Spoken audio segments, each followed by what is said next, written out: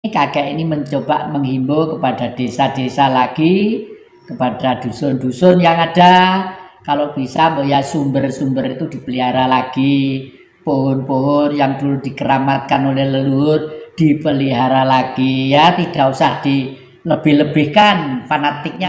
Jadi Kusumo, sekali lagi saya sering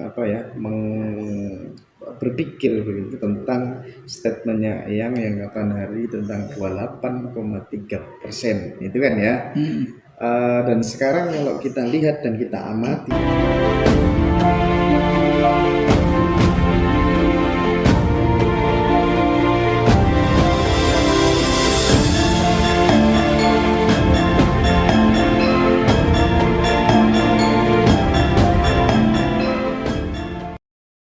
paham kalau kebangsaan tidak dinomorduakan.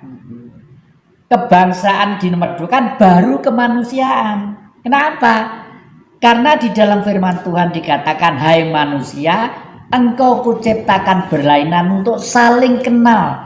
Dan pada waktu diciptakan itu setiap umat gerombolan sudah diberi pulau masing-masing, benua masing-masing.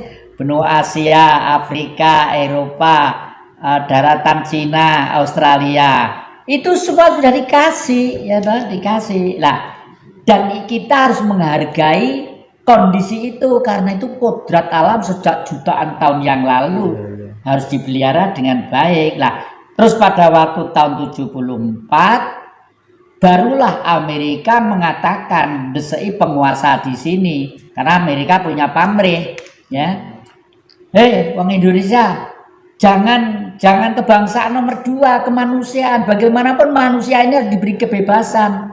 Diberi kebebasan sebebas-bebasnya. Kalau manusia tidak diberi kebebasan sebebas-bebasnya, otak itu akan tumpul. Itu teorinya Darwin, ya. Kalau teori kita karena trah keturunan yang Bodronoyo, yang Semar, motivasi filosofisnya satu, hamemayu hayu ing bawono. Artinya tugas manusia yang sempurna adalah perdamaian dunia.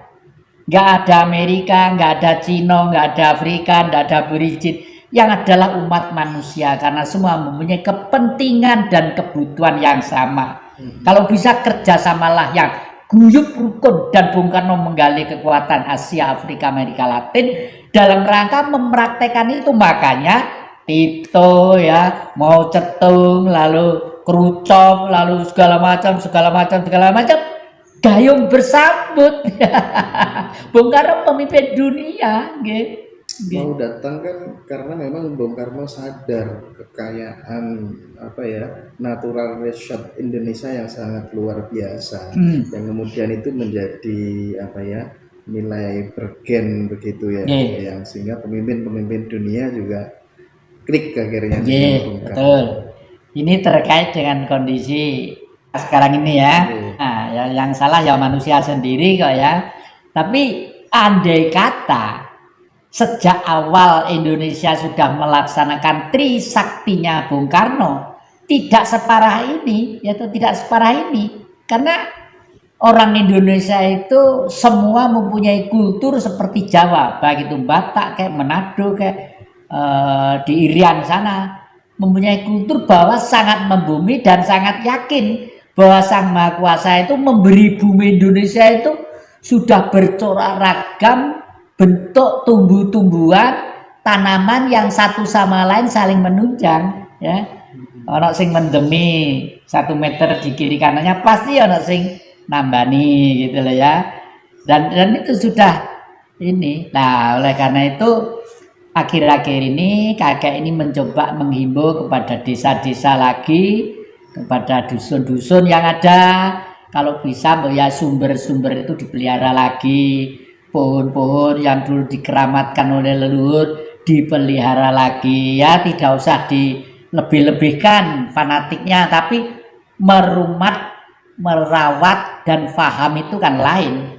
Akibatnya sekarang Kota Malang itu kota yang dibangun oleh Belanda. Akhir-akhir ini, dan terakhir, waduh, di mana-mana banjir, tidak karu-karuan. Ya karena cara mengelolanya sudah ada kesalahan, ada kekeliruan gitu loh. Karena Malang tuh daerah tinggi dan dikelilingi sungai yang dalam loh. Kalau sampai air itu tidak bisa mengalir ke sana, yang disalahkan adalah masyarakat. Caranya buang sampah, sehingga gorong-gorong tuh isinya padat sampah loh. Kok sampai masyarakat seperti itu? Apa tidak ada komunikasi? Apa tidak ada informasi yang terus-menerus mengingat Kota Malang tuh semakin ramai, semakin ramai, semakin ramai dan semakin ramai gitu. Yang Jatikusumo, sekali lagi saya sering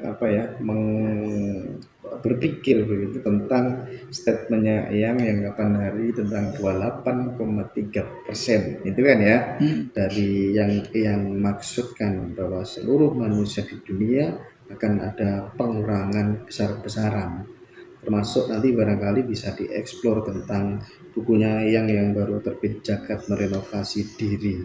Nah itu monggo yang Jagat Merenovasi Diri, buku itu saya terbitkan ya, bahwa dunia itu nanti penduduknya akan disisakan 28,3%. Nah, dimulai dari tanggal 12 bulan ke-12. Kenapa kok saya memastikan, kok berani memastikan gitu ya? Karena saya oleh Sang Maha diberi otak untuk berpikir, nah, untuk berpikir. Di otak kita itu ada 11 miliar simpul saraf. 11 miliar simpul saraf, dan setiap simpul saraf melayani 25.000 saraf. Nah, akhir-akhir ini banyak kesalahan-kesalahan yang dilakukan oleh para leluhur ya. Maaf ya Pak, saya terpaksa harus mengkritik apa yang menjadi perjalanan para leluhur. Ya termasuk buyut-buyut, canggah-canggah saya, kakek-kakek saya. Nah, karena kebenaran itu butuh kecerdasan. Sopo sing bener pinter mesti bener. Sopo sing bener pinter mesti bener. Bener itu jujur ya. Kuncinya ada 5. Angen-angen bener, ini ajaran Buddha 500 tahun sebelum Masehi. Angen-angen bener, pikiran bener, tutur kata bener, pribadi bener, bergaul bener ya. Yang kedua, dari ini saya semakin lama semakin melihat perilaku manusia yang menggunakan buku-buku untuk ajaran ketuhanan dalam tanda petik, umumnya itu tidak dilaksanakan dengan kejujuran hati, sehingga perilakunya itu betul-betul manusia bertuhan. Umumnya hanya dihiruk-pikukkan gara-gara kepentingan beberapa macam subjektivitas individu, entah itu ben terkenal, entah itu ben muridnya saya akeh, entah itu untuk gini, umumnya pada waktu itu ya. Karena saya hidup di Singosari itu memang sengaja. Saya itu di sana itu ada kurang lebih 119 pondok pesantren ya. Saya hidup di sana itu pengen nguping telinga saya itu, pengen belajar dari beliau-beliau supaya tahu loh, ternyata yang diajarkan tuh bener loh. Tapi kenapa kok semakin lama manusia semakin gini? Karena yaitu tidak melakukan apa yang diajarkan, tapi hanya menyebarkan yang diajarkan demi kepentingan yang bercorak ragam subjektivitas. Makanya terus saya membuat buku inilah. Di baliknya ini ada satu gambar, ini gambar wayang. Ini bumi, ini Bathara Kala. Leluhur kita termasuk salah. Ya, karena apa? Kalau meruat, diadakan acara ruatan, Bathara Kala itu selalu mengejar-ngejar orang yang gono gini, untang-anting kebanting, Pandhawa 5, Pandawi 5, dan lain sebagainya. Secara logika, loh wong susah kok malah dikejar-kejar.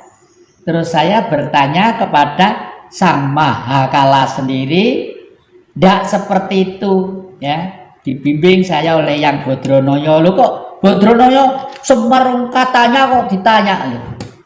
Kalau orang menganggap itu hanya nonton wayang sebagai hiburan ya seperti itu. Tapi Yang Bodronoyo itu adalah leluhur kita.